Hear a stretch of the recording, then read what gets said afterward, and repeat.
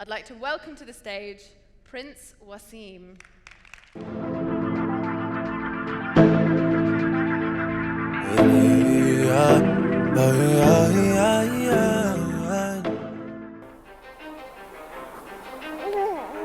Many people who come from nothing live with no hope, like their life should amount to nothing.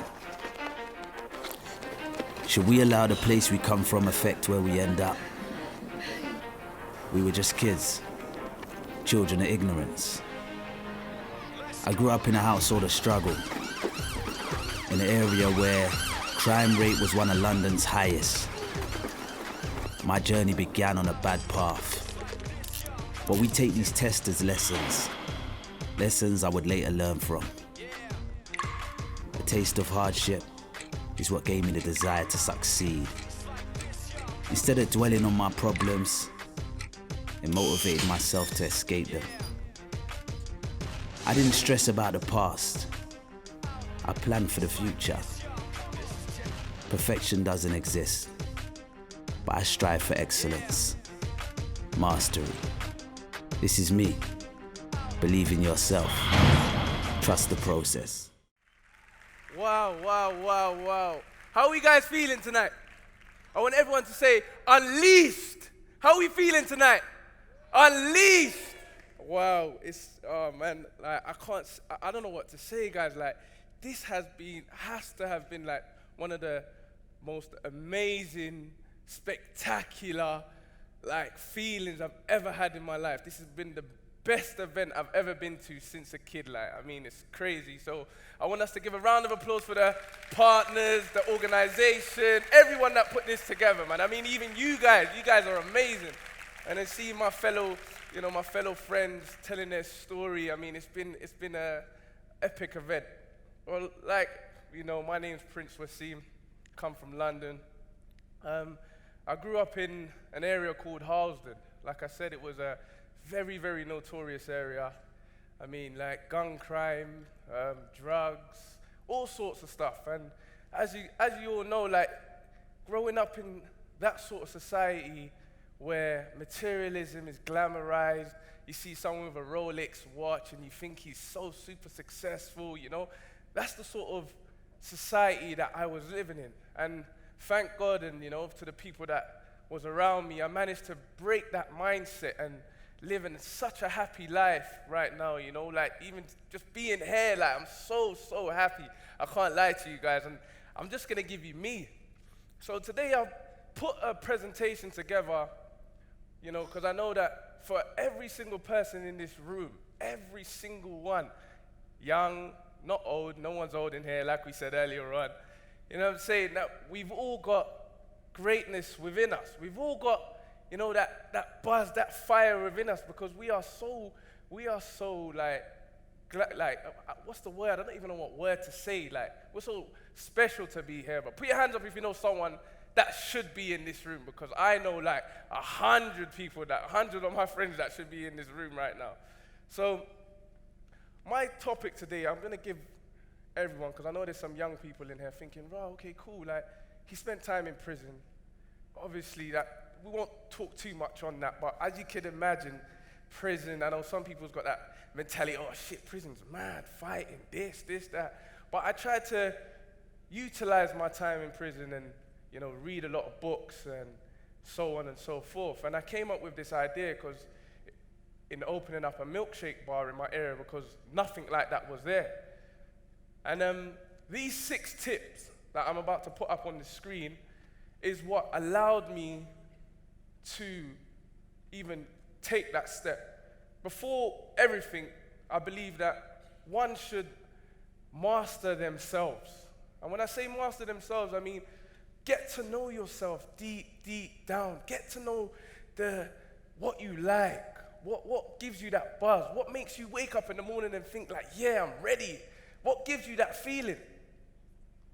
And number one for me was, what I had to do was have an ambition. For some of us in this room, money isn't really success. For some of us, I just want to, like he's got his missus next to it, I just want to have a nice girlfriend. For some of us, I just want to have a nice family. For some of us, I just want to, I just want to be happy. So for me, is defining my ambition, like having an ambition and defining it to its T, knowing exactly what it is that I want without, having a blurred vision, without having it blurry, knowing exactly what makes me happy, knowing exactly, what I want in life, knowing exactly what makes me wake up in the morning and says, yeah, Wasim, you're ready, let's go. What makes me like, yeah, I've got a purpose to life.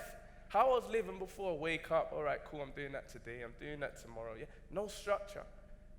So I had to put a structure to my life. And this is where the ambition came for me. Number 2 was work ethic. I knew I had an ambition, and my ambition was I wanted to inspire people. I could see that the area that I came from, no one was inspiring us. If I knew the things that I knew now, yeah, we all say that. Yeah, if I knew what I knew now, I'll be so far. But yeah, like one has to make mistakes in order to get to that level, in order to get to that stage. So after I created this buzz in my mind, and I became so driven for it, I said, all right, cool. What's the next step I'm going to do? What's the next steps am I going to take? I didn't ask myself how, because when you start to ask how, you start to feel like that it brings sort of a negative feeling to you. So I said, what's the next steps? What is my next steps? Immediately I knew that, all right, if I'm going to do this, I need to put in the work in order to see these results. I need to do what it takes. I ain't going to try. I'm not trying. No. There's no room for trying. I ain't going to try. I'm going to do what it takes. And that's where the work ethic comes to. And that's what we was talking about earlier on, about talent. And if someone's got talent and someone doesn't have talent, what's the difference? And I'm a clear example of that. I'm a clear example from that. Moving on, my people. Focus. I cannot express how important it is for one to focus on that vision, on that ambition, on that journey of yours.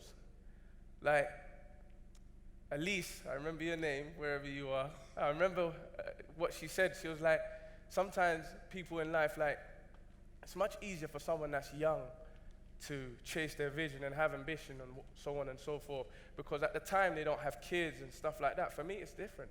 I have a 1-year-old daughter now, but I'm still driven. Because I know what it means to be focused. You have to have such a high intensity for what you want to do, for your drive, for your ambition, for your vision. Otherwise, it just collapses. Social life, you have to sacrifice. Something needs to get sacrificed. Something needs to get sacrificed, because I don't know not one person, and I have a lot of very successful friends that they don't have everything, because they've had to sacrifice something for this vision, for this ambition that they are chasing. And it's a long road. It's not something that would happen overnight. And it took me a very, very, very, very long time to understand that it just doesn't happen overnight. It ain't going to happen overnight. Oh, you think you can just wake up and it's going to be on your table? No. For some of us, it wasn't like that. It just doesn't happen like that. You have to be willing to put in the work and stay focused to this thing until you can see some light at the end of the tunnel. And even when you do see that light, you still stay focused. So for me, that was the third step. That was the third tip that helped me a lot. Like, I had to cut off certain things just to get to that stage where I thought, all right, cool, I've done it now. Now, attitude. When I say attitude, I'll go down to the basics. We wake up in the morning, look out the window, oh shit, it's raining, bad day. What? What's that about? Some of us wake up in the morning, look outside the window, oh man, it's raining, shit, I don't want to go to work, I'm going to call in sick today. No. We can't have that attitude. You cannot, there's an absolute no tolerance for that attitude. You wake up in the morning, it's raining, oh yeah, I'm going to go in harder today. Yes, I'm maintaining a great attitude, keeping that buzz, keeping that positive energy around you. That's what we need. That's the energy. That is what allowed me when I saw, many other friends was going back to prison, and I was thinking, oh man, and it will slow me down, and many friends didn't believe in what I did, and I thought, oh damn, I realized that I need to maintain a good attitude here. I need to maintain a great attitude, because if I start to allow certain things, and I use this word things, because if we take it back, majority of us allow things that are not important at all to get to us the most. We allow it to affect us so much so that we lose focus, work ethic, ambition, and end up just being stressed and so on and so forth. And it's very important for us. That's that attitude. If we just did a 360 and changed our attitudes towards certain things, the results that we'd have would be absolutely immense. Environment.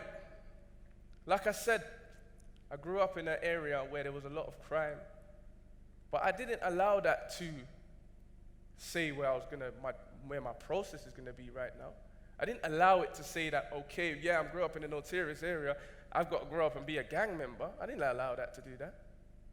Neither did I allow myself to stay amongst the friends that was not pushing me to go further. This goes back to when I said to you, I didn't ask about the word how. The word how no longer existed anymore, because I started to surround myself around businessmen. I started to surround around myself people that want to succeed in life. I started to surround around myself people that want to do more in life, people that want to inspire people that want to live, people that want to be youthful, adventurous, people that wanted to see more in life and wanted to be happy. As soon as I changed my environment, and sitting with people that just worry about pathetic things and worry about, oh shit, it's raining today, and oh shit, my cat pooed on my shirt and this.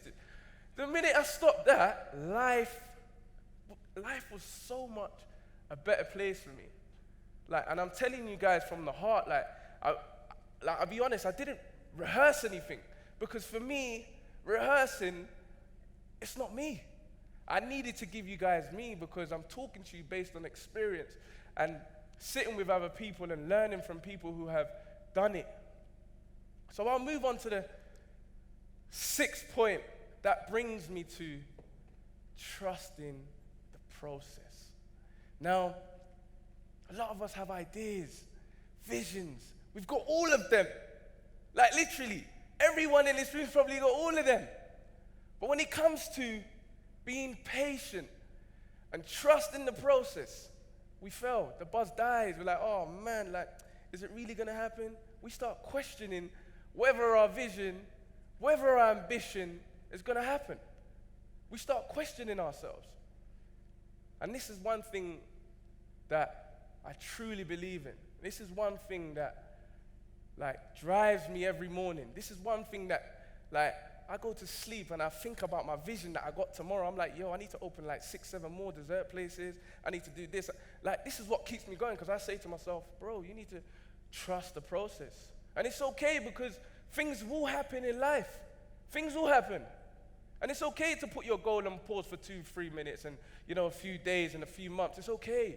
So long as you're trusting the process, believe me, it's crazy what the mind and what one can do.